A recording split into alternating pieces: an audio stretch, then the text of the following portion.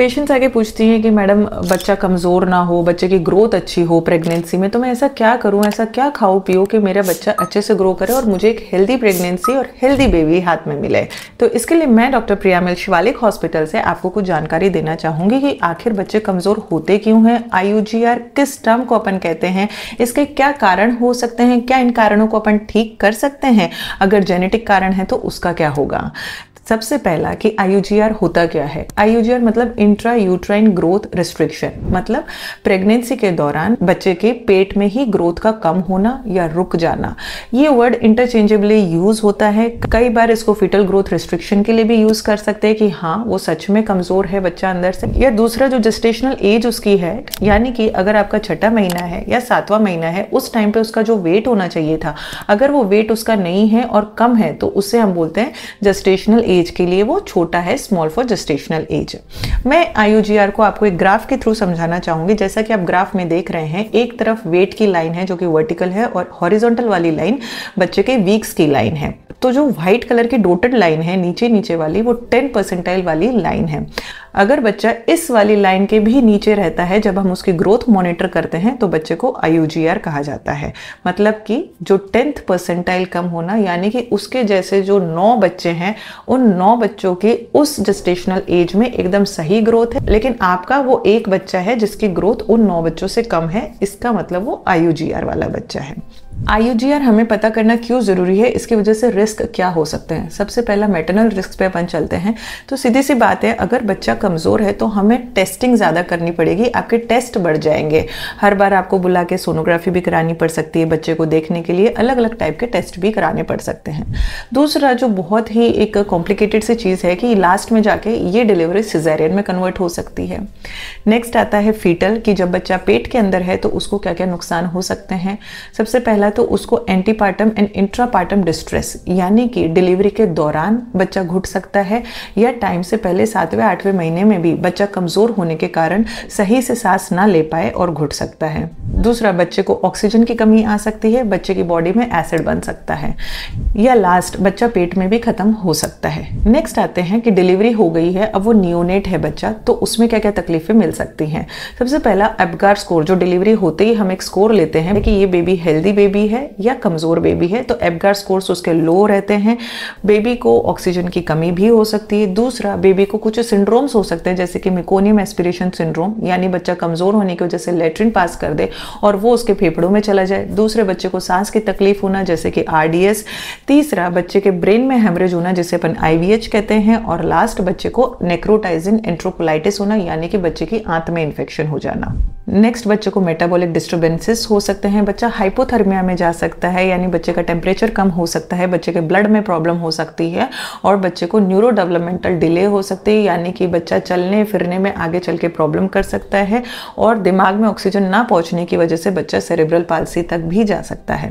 यही बच्चा जब बड़ा होगा तो उसमें क्या क्या रिस्क हो सकते हैं। सबसे पहला डायबिटीज का, दूसरा कार्डियोवास्कुलर रिस्क। अब हम आते हैं कारणों पे कि क्या कारण हो सकता है जिसकी वजह से IUGR हो। तो सबसे पहला मैटरनल, की मदर में क्या कमी है जिसकी वजह से IUGR हो रहा है। मैटरनल में सबसे पहले तो आपको डेट ही सही नहीं पता है। मान लीजिए कि आप डेट 1 महीने पहले की बता रहे हैं, उस हिसाब से हम बच्चे को 6 महीने का करके ग्रोथ सोच रहे हैं, लेकिन आपकी डेट गलत है और बच्चा 5 महीने का ही रियल में है, तो वो एक प्रॉब्लम होती है कि उसकी वजह से बच्चे को IUGR कंसिडर कर लिया जाता है। लेकिन प्रॉपर सोनोग्राफी, रंगीन सोनोग्राफी होने पर चीज़ें क्लियर हो जाती हैं। दूसरा हो सकता है मदर का मेल न्यूट्रिशन, मतलब सही से खा पी नहीं रही है, डाइट उनकी सही नहीं है, हेल्थ में प्रॉब्लम है, स्ट्रेस ज़्यादा लेती हैं, या पहले से कोई क्रॉनिक मेडिकल कंडीशंस जैसे कि डायबिटीज है, BP की तकलीफ है, कोई थायराइड की प्रॉब्लम है, उनकी वजह से भी बच्चे IUGR होते हैं। कोई इन्फेक्शन है मैटरनल या टॉक्सिन्स है जैसे कि CMV होता है, रुबेला का टॉक्सिन है, टॉर्च का इन्फेक्शन है टोटली, या कुछ दवाइयों पे मदर है जैसे कि एंटी कन्वल्जेंस यानी कि सीजर्स के लिए दवाई लेते हैं, या फिर गठिया के लिए मेथोट्रेक्सेट पे चालू है, या फिर तीसरा आप बीटा ब्लॉकर्स यानी कि BP के लिए कोई बीटा ब्लॉकर्स गोली ले रहे हैं, और अगर कोई स्टीरॉइड्स ले रहे हैं, तो उसकी वजह से भी बच्चे IUGR हो सकते हैं। नेक्स्ट आता है प्लेसेंटल कॉज, यानी कि बच्चे को न्यूट्रिशन, बच्चे को ब्लड और बच्चे को सारी चीज़ें पहुंचाने का काम कॉर्ड करती है, मदर से लेके फीटस तक। तो बीच में अगर कोई प्रॉब्लम है, यानी कि प्लेसेंटा में अगर कोई प्रॉब्लम है, तो उसकी वजह से बच्चा IUGR हो सकता है। जैसे कि प्लेसेंटा का इन्फेक्शन हो चुका है, यानी उसका एक हिस्से में खून पहुंचना बंद हो चुका है। दूसरा, प्लेसेंटा की साइज सही नहीं है। तीसरा, प्लेसेंटा का एब्रप्शन हो चुका है, यानी कि प्लेसेंटा अपनी जगह से थोड़ा सा हिल चुका है, तो बच्चे को प्रॉपर ब्लड का फ्लो नहीं होगा। या फिर कोरिएंजियोमा, यानी कि प्लेसेंटा का कोई ट्यूमर है। या फिर मेम्ब्रेनस कॉर्ड इंसर्शन, यानी कि जो कॉर्ड प्लेसेंटा में जाके इंसर्ट होनी चाहिए थी, वो कॉर्ड बच्चे की मेम्ब्रेन, यानी कि बच्चे की झिल्ली में जाके इंसर्ट हो गई है। उसकी वजह से भी बच्चे को प्रॉपर न्यूट्रिशन नहीं पहुंच पाता है।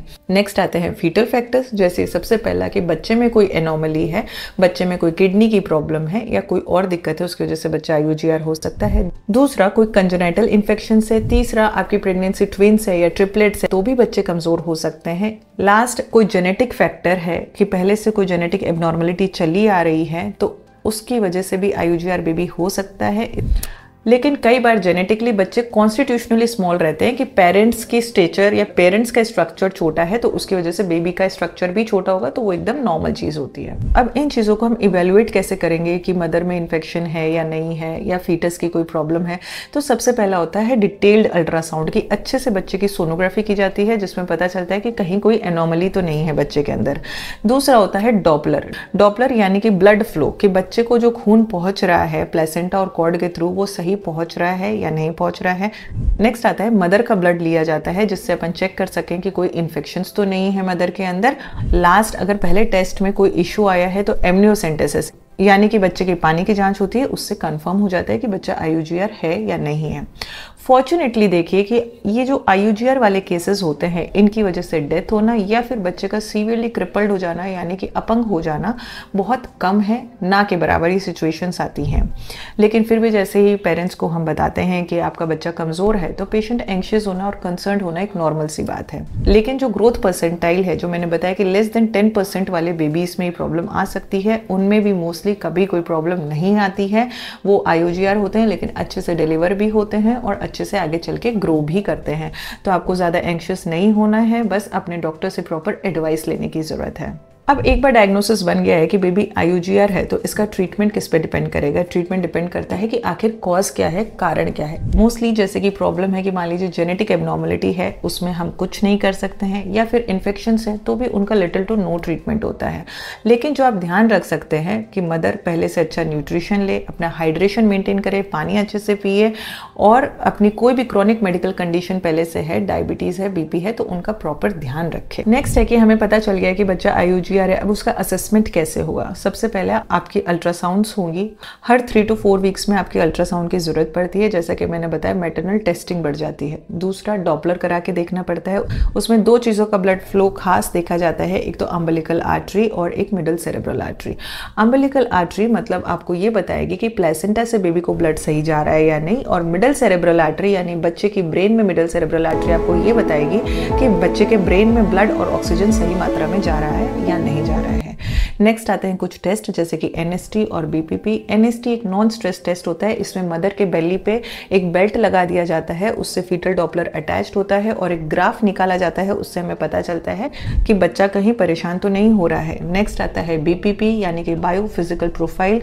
इसके अंदर 4 पॉइंट्स देखे जाते हैं। सबसे पहला fetal movements, fetal breathing motions, next AFI यानी बच्चे के पानी कितना है, और लास्ट फीटल टोन इसमें देखी जाती है। जैसा कि मैं आपको एक ग्राफ से समझाना चाहूंगी, आप 2 ग्राफ देख रहे हैं। एक ग्राफ में 10 परसेंटाइल पे ही पूरा बेबी की ग्रोथ मॉनिटर की जा रही है, वो बेबी एकदम ओके है। लेकिन जिस ग्राफ में 10 परसेंटाइल से नीचे चली गई है बाद में बेबी की ग्रोथ, वो बेबी हाई रिस्क पे है।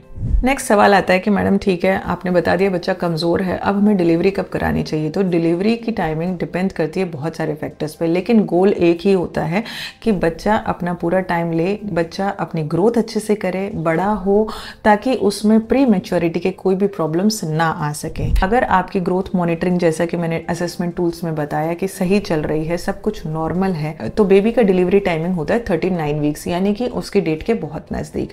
लेकिन मान लीजिए आपकी डॉपलर अल्ट्रासाउंड में कहीं प्रॉब्लम्स आती है, अगर माइल्ड एबनॉर्मलिटीज़ हैं तो हम 37 वीक्स पे डिलीवर करते हैं, लेकिन अगर एबनॉर्मलिटीज सीवियर हैं तो हमें पेशेंट को हॉस्पिटलाइज करके 32 टू 34 वीक्स पे भी डिलीवरी करवानी पड़ सकती है।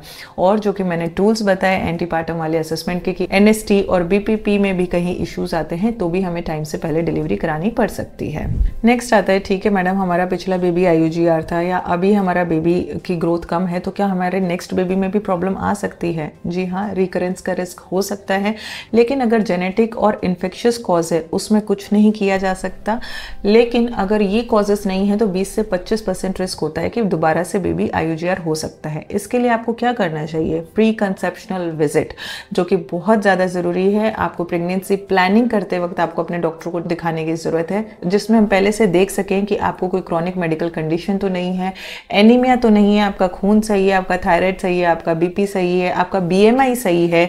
तो अगर आप प्रेग्नेंट होते हैं तो आप एक हेल्दी प्रेगनेंसी कैरी ऑन करेंगे। या आपको कोई मेडिकेशंस तो नहीं चालू हैं, जैसा कि मैंने बताया कुछ दवाइयाँ होती हैं जिनकी वजह से बेबी IUGR हो सकता है। और एक छोटी सी गोली आती है एस्पिरिन, जिसको हम शुरू कर देते हैं टाइम से पहले ही, तो उसकी वजह से भी बेबी का IUGR होने के रिस्क कम हो जाते हैं। मेरे अकॉर्डिंग आपके मन में जो भी शंकाएं होती हैं कि मेरा बच्चा कमज़ोर है, मुझे क्या करना चाहिए, नेक्स्ट मेरा बेबी कमज़ोर ना हो, इसके लिए आपको क्या क्या करना चाहिए, इस वीडियो से आपको अच्छी जानकारी मिल चुकी होगी। अगर चैनल पसंद आया तो चैनल को लाइक, फॉलो एंड सब्सक्राइब ज़रूर करिएगा। Thank you.